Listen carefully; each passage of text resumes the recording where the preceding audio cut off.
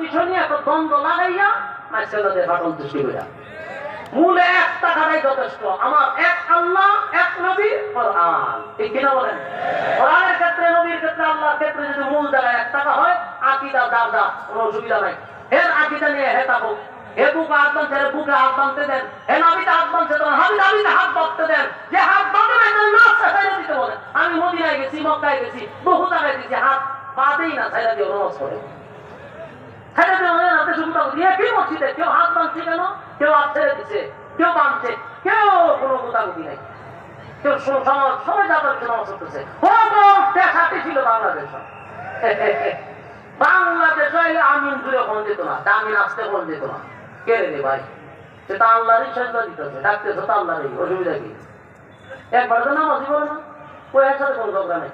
যে নামাজ পড়ে না এর সাথে কোনো ঝগড়া নাই, কিন্তু যে নামাজ পড়ে এর সাথে ঝগড়া, কে রেখে নামাজ পড়ে এগুলো তার ঝগড়া। এই জাতির কোনদিন পরিবর্তন হইব? তো তার গতি শেষ হবে না, তাই আমরা কোনদিন এক হইতে পারবো না। এক না হইলে প্রত্যেকটা সময় আলেমরা হবে ফাটার বলি। কথা বুঝতেছেন? আমরা বারবার পীরের আঘাতে জর্জরিত, আমরাই হবায়নগরের সেই যাত্রী। কথা বুঝতেছেন? এই আমরাই হব, কারণ আমরা এক হইতে পারি না, আমরাই বলি দেওয়া হবে। আমার যুবক ভাইরা, আল্লাহ বলেন ওয়াজাদাকা আইলান ফাআগনা।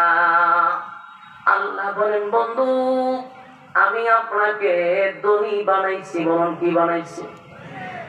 আল্লাহ বলে আমি আপনাকে ধনী বানাইছি, গরিব ছিলেন ধনী বানাইছি। ফাআম্মাল ইয়াতীমা ফালা তাকহার।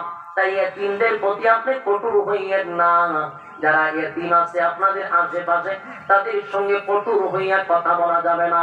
এরপর আল্লাহ বলেন ওয়াম্মাস সাইলা ফালা তানহার।